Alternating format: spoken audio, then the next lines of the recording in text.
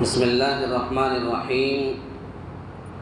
عن أبي هريرة رضي الله تعالى عنه قال قال رسول الله صلى الله عليه وسلم: من خاف أدلج ومن أدلج بلغ المنزلة ألا إن سلعة الله غالية ألا إن سلعة الله الجنة. رواه الترمذي وقال حديث حسن. حضرت ابو ہریرہ رضی اللہ تعالیٰ عنہ سے روایت ہے کہ رسول اللہ صلی اللہ علیہ وسلم نے فرمایا: جو دشمن کے حملے سے ڈرا اور رات کے ابتدائی حصے میں نکل گیا، اور جو رات کی ابتدا میں نکل گیا وہ منزل کو پہنچ گیا، اچھی طرح سن لو، اللہ کا سودا گراں قیمت ہے، خبردار اللہ کا سودا جنت ہے۔ اس حدیث کو امام ترمذی رحمۃ اللہ علیہ نے اپنی حدیث کے اندر نقل کیا ہے اور کہا ہے کہ یہ حدیث حسن درجے کی ہے۔ یہاں پر ادلجا دال کے سکون کے ساتھ، اس کا مطلب ہے کہ رات کے پہلے حصے میں نکل کھڑا ہوا۔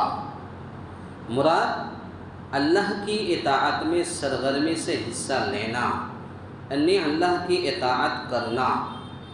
امام طیب رحمۃ اللہ علیہ فرماتے ہیں کہ نبی کریم صلی اللہ علیہ وسلم نے یہ مثال راہ آخرت کے سالک کے لیے بیان فرمائی ہے، اس لیے کہ شیطان اس راستے پر بیٹھا ہوا ہے اور انسان کا نفس اور اس کی جھوٹی آرزوئیں شیطان کی مددگار ہیں۔ اس سے پہلے بھی کسی درس میں بتایا تھا کہ انسان کے نس نس میں شیطان دوڑتا ہے۔ جس طریقے سے ہمارے نس میں خون گردش کرتا ہے، ایسے ہی شیطان ایک انسان کو بہکاتا ہے، پھسلاتا ہے اور راہ راست سے بھٹکا کر وہ برائی کے راستے پر لے جانا چاہتا ہے شیطان۔ اگر وہ اپنے سفر آخرت میں بیداری مغزی سے کام لے اور اپنے عملوں میں اخلاص کا اہتمام کرے تو وہ شیطان کے مکر و قید سے بھی بچ جاتا ہے اور اس کی مددگار جھوٹی آرزوئیں بھی اس کے راستے کو کھوٹا کرنے میں ناکام رہتی ہے۔ اس کے علاوہ آپ صلی اللہ علیہ وسلم نے اس طرف بھی رہنمائی فرمائی ہے کہ آخرت کے اس راستے کو طے کرنا نہایت سخت اور اس کا حصول بہت دشوار ہے، اور یہ معمولی سعی و کاوش سے حاصل نہیں ہوگا۔ جنت ایک نہایت گراں قدر قیمت چیز ہے، گراں قیمت چیز ہے۔ جب تک انسان اس کے لیے اپنے جان اپنے مال کی قربانی نہیں دے گا، جنت کے نعمتوں کا استحقاق بھی حاصل نہیں کر سکے گا۔ تو پتہ یہ چلا کہ انسان محنت، آپ دیکھ لیجئے، انسان محنت مزدوری کرتا ہے تو جیسے محنت کرتا ہے ویسے پھل ملتا ہے، جیسے محنت کرتا ہے ویسے اس کو مزدوری دی جاتی ہے۔ ٹھیک اسی طریقے سے اگر کوئی انسان جنت میں جانا چاہتا ہے تو اس کے لیے ضروری ہے کہ جنت میں جانے سے پہلے وہ جی جان لگا کر کے محنت کرے، اللہ کی عبادت و اطاعت میں زیادہ سے زیادہ مشغول رہے۔ یہ اس حدیث کا مطلب یہ ہے۔ آخر میں ایک دو باتیں جو اہم ہیں بتا دینا مناسب سمجھتا ہوں۔ لوگوں کے دلوں میں ایک بات پہلے سے یہ طے ہے اور لوگ قرآن حدیث کو ایک طرف رکھ دیتے ہیں اور اپنی منمانی بات بول دیتے ہیں، کیا نہیں تو کل روزہ ہے، کل روزہ ہو بھی سکتا ہے نہیں بھی ہو سکتا ہے۔ آج عربی مہینے کی 29ویں شعبان ہے، 29ویں تاریخ ہے۔ ہم سب سے پہلے یہ دیکھیں گے کہ نبی کا طریقہ کیا رہا ہے، نبی کریم صلی اللہ علیہ وسلم نے اس طریقے کا کیا طریقہ بتلایا ہے۔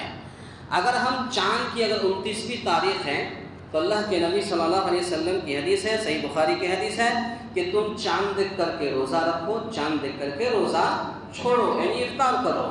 تو اگر ہم آج 29ویں شعبان ہے، ہم سبھی کی ذمہ داری ہے کہ پہلے چاند دیکھنے کا اہتمام کریں، چاند دیکھنے کا اہتمام کریں۔ اللہ کے نبی صلی اللہ علیہ وسلم نے فرمایا کہ اگر تم کو کسی بادل کی وجہ سے یا اور کسی وجہ سے اگر چاند دکھائی نہ دے تو اللہ کے نبی نے فرمایا کہ تم 30 دن یعنی تاریخ پورا کر لو، اس کے بعد روزہ رکھو۔ یہ نبی کریم صلی اللہ علیہ وسلم کا طریقہ ہے۔ پتہ یہ چلا کہ ہم سب سے پہلے چاند دیکھ کر کے روزہ رکھیں گے۔ چاند دیکھیں گے، اگر چاند دکھائی دیا تو کل روزہ رکھیں گے، نہیں دکھائی دیا تو پھر ہم یہی اس کا یہ ہے حل ہے کہ اس کا انتظار کریں گے۔ ہو سکتا مرکزی جمعیت، صوبائی جمعیت، ضلعی جمعیت، بڑے بڑے عہدیداران بیٹھے ہوئے ہیں، اس کا بھی انتظار ہم کر سکتے ہیں۔ وہ لوگ جیسے پھر کہیں گے اسی حساب سے پھر عمل کیا جائے گا۔ دوسری بات یہ ہے، کچھ لوگوں کا کہنا ہے کہ اگر سعودی عرب میں آج اگر روزہ ہے تو ہم سب کو اس پر اتفاق ہونا چاہیے۔ یہ لگ بھگ 100% میں یہ 10% لوگ ایسے ہر جگہ ہر مسجد میں مل جائیں گے جن کا کہنا ہے کہ سعودی عرب کے ساتھ ہی روزہ رکھنا چاہیے، لیکن میں کہتا ہوں نہیں رکھنا چاہیے۔ آپ اپنے ملک کے حساب سے، اس لیے کہ چاند دیکھ کر کے روزہ رکھو، چاند دیکھ کر کے روزہ چھوڑو، تو گویا کہ ہم کو وہ نہیں دیکھنا، ہم اپنے حساب سے اپنے علاقے کے حساب سے چاند دیکھیں گے اور چاند دیکھ کر کے روزہ رکھیں گے۔ آپ کہیں گے کہ نہیں سعودی وہی ہمارا مرکز ہے اور وہیں سے اسلام پھیلا ہے، تو میں آپ سے یہ بھی کہنا چاہتا ہوں کہ ایک دیش ایسا بھی ہے جہاں پر سعودی سے پہلے چاند نکلتا ہے، آج ان کا دوسرا روزہ ہے، وہ ہے لبنان۔ لبنان میں سعودی عرب سے مکہ مکرمہ سے ایک دن پہلے چاند نکلتا ہے۔ تو یہ کہنا کہ سعودی عرب کے حساب سے ہم کو روزہ رکھنے، یہ غلط ہے۔ ہم اپنے ملک کے حساب سے چاند دیکھیں گے، چاند دیکھ کر کے روزہ رکھیں گے۔ تیسرا مسئلہ یہ ہے، جو لوگ روزہ نہیں رکھ پائیں گے، جو بیمار ہے، یعنی ان کی بیماری ایسی ہے ٹھیک ہونے والی نہیں ہے، ٹھیک ہونے والی نہیں ہے، ہمیشہ کی بیماری ہے، ایسے لوگوں کے بارے میں اللہ رب العالمین نے سورہ بقرہ آیت نمبر 184 کے اندر ارشاد فرمایا وَعَلَى الَّذِينَ يُطِيقُونَهُ فِدْيَةٌ طَعَامُ مِسْكِينٍ، ایسے شخص ایک مسکین کو کھانا دے دے، ایک فدیہ مسکین کو دے دے۔ فدیہ کتنا دیں گے؟ تو فدیہ کتنا دیں گے؟ تو اب اس آیت کی تفسیر میں جو عربی تفسیر ہے، فتح القدیر ہے، تفسیر نصفی ہے، یا اس طریقے سے اور بھی جتنے بڑے بڑے تفسیر ہیں عربی کی تفسیر، اس تفسیر سے پتہ یہ چلتا ہے کہ سب سے پہلی بات تو یہ ہے کہ ہم جس کو فدیہ دیں گے 1 مہینے کا، تو علماء نے یہ کیا کہ ایک دن کا فدیہ 1.25 کلو یعنی 1 کلو 25 گرام چاول ہے، تو 1 کلو 25 گرام چاول ہم ایک مسکین کو روزہ رکھنے کے لیے دیں گے، اور ایسے مسکین کو دے جو اہل توحید ہونا ضروری ہے، اہل توحید ہونا ضروری ہے، وہ روزہ رکھ رہے ہوں۔ تو روزہ اگر رکھتا ہے تو ایسے لوگوں کو 1 دن کا فدیہ دے، یعنی 1.25 کلو چاول۔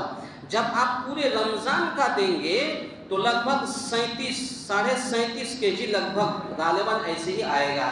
تو آپ اتنا چاول یا اس کے ساتھ اور مسالہ وغیرہ جو بھی ہو آپ دے دیں اور اس کو کہیں کہ آپ روزہ رکھیں، تو وہ اس کا بھی روزہ ہو جائے گا، اور جو یہ آدمی بیمار ہے اس کی طرف سے روزہ ادا ہو جائے گا۔